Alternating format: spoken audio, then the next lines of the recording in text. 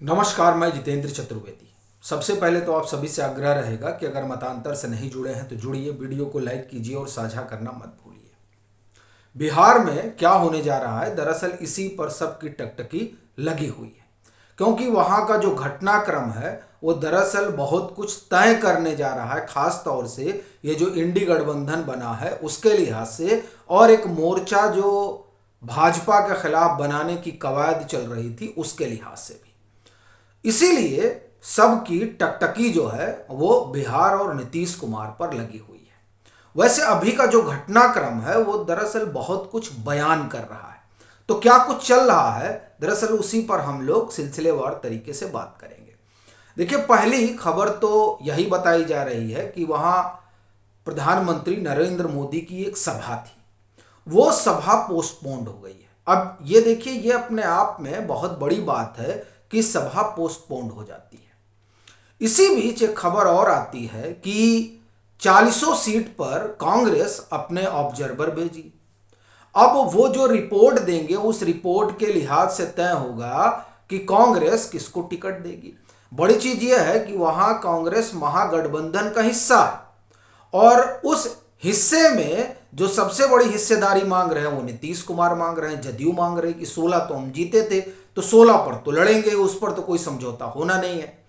अब ऐसी परिस्थिति में अगर 40 लोकसभा सीट पर कांग्रेस ऑब्जर्वर भेज रही है तो क्या इसका मतलब ये निकाला जाए कि कांग्रेस तैयारी कर रही है 40 सीट पर लड़ने के लिए?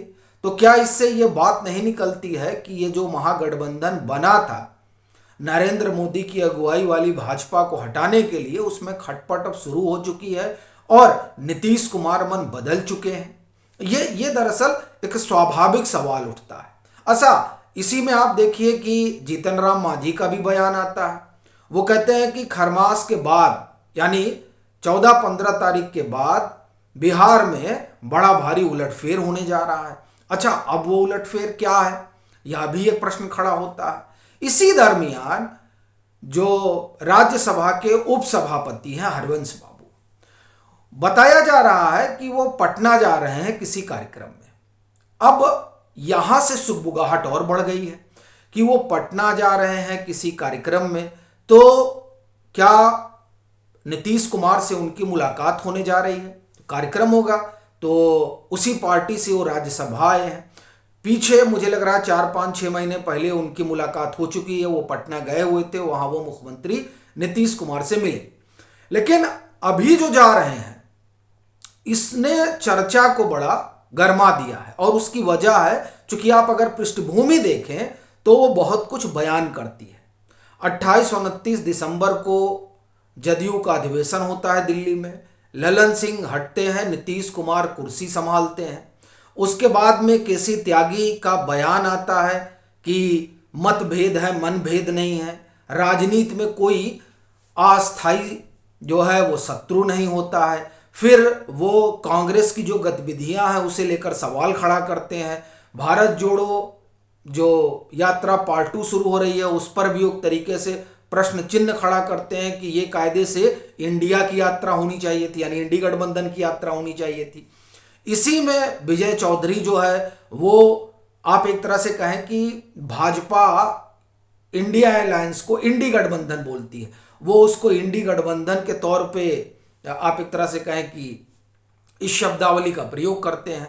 इन सब के बीच, यानी जब महागठबंधन में सब कुछ गड्ढमड्ढ चल रहा है और नीतीश कुमार ने कमान संभाल ली है, और वहां से जो संकेत मिल रहा है, उनके तमाम मंत्री जो बयान दे रहे हैं जिसमें वो कहते हैं कि तो सूत्रधार है ही है इस महागठबंधन के, तो उसमें संयोजक का क्या मसला है। फिर जदयू प्रधानमंत्री के तौर पर नीतीश कुमार को पेश कर रही है।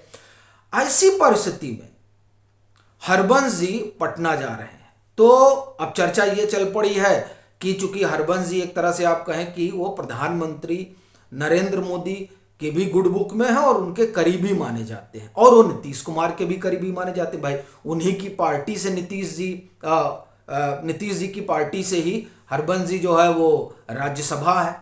तो क्या कुछ अंदर खाने छन रहा है? क्योंकि आप देखिए, पटना हो या दिल्ली, यहां बैठकों का दौर बहुत तेज चल रहा है। फिर वो चाहे इंडिया अलायंस का हो या एनडीए की हो, भाजपा की हो, यहां बड़ा मंथन चल रहा और उस मंथन में बिहार स्वाभाविक तौर पर एक मुद्दा बना हुआ है। पीछे अभी बड़ी महत्वपूर्ण बैठकें हुई हैं।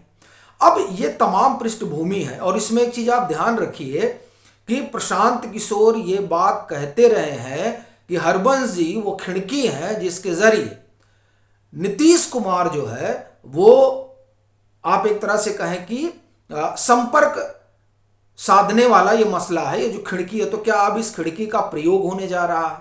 ये एक बहुत बड़ा सवाल उठ गया है और खास तौर से जिस तरह से जदयू ने रुख अपनाया है, उस रुख ने दरअसल इस इंडी गठबंधन को लेकर कई प्रश्न खड़े कर दिए हैं।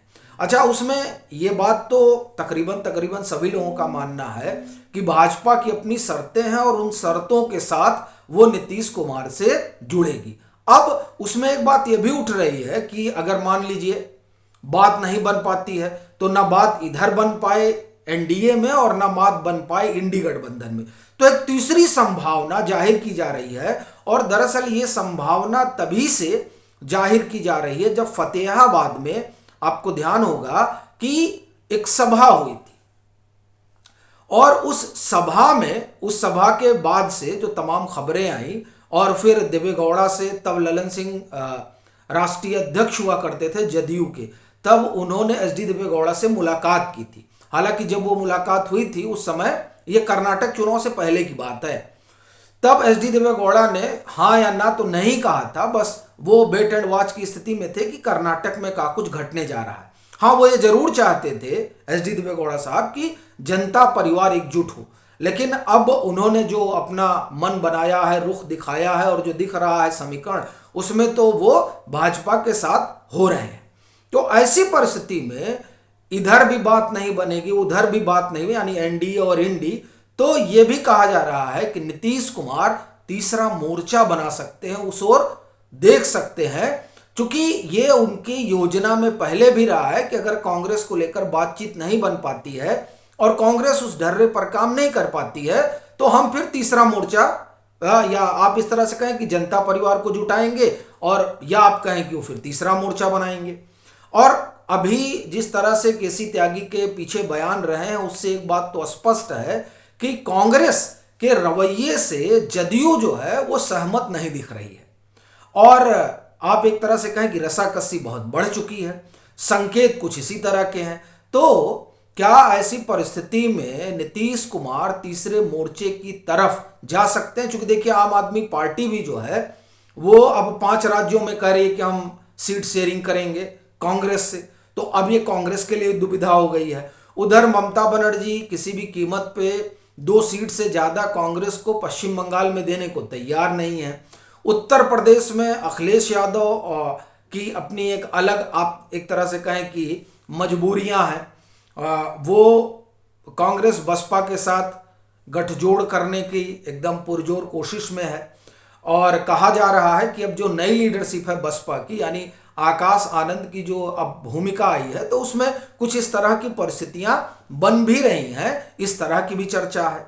तो ये जो तमाम चीजें हैं उसमें ये जो नीतीश कुमार सोच रहे हैं तीसरे मोर्चे के लिए, तो उसके लिए भी आप एक तरह से कहें कि चर्चा तो चल रही है। लेकिन इस सब के बीच नीतीश कुमार के आने में जो आप एक तरह से कहें कि एक संकट इतना भर नहीं है कि भाजपा की अपनी शर्तें हैं। दरअसल मामला कहा जा रहा है कि चिराग पासवान का भी है।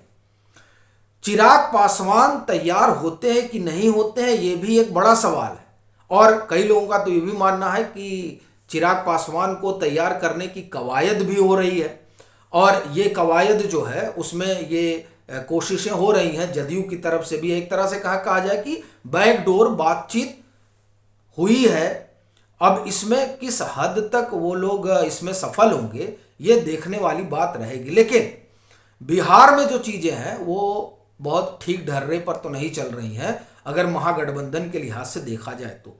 अब उसमें चिराग की क्या भूमिका रहेगी और हरबंस जी जा रहे हैं तो उसमें नीतीश कुमार से अगर मुलाकात होती है तो क्या किस चीजें निकल कर आती हैं।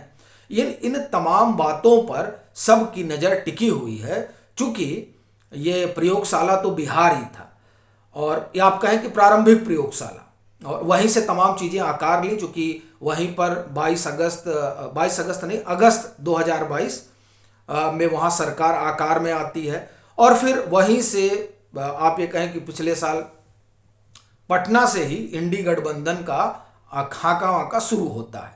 तो इस लिहाज से देखा जाए तो वहीं से जो है नरेंद्र मोदी की अगुवाई वाली भाजपा को चुनौती देने के लिए ताना बाना बुना गया था। तो अब वहाँ क्या स्थितियाँ परिस्थितियाँ बन रही हैं और किस तरह से घटनाक्रम आगे बढ़ेगा, ये इसको लेकर कौतूहल बना हुआ है। चूँकि अगर वहाँ चीज़ें बिखरती हैं तो इंडी गठबंधन ने जो सोच रखा है, मुझे नहीं लगता उस लिहाज से कुछ होने वाला है। बाकी आपकी अपनी क्या राय है ज़रूर साझा करें। मतांतर से नहीं जुड़े हैं तो जुड़ें, वीडियो को लाइक करें और खूब शेयर करें।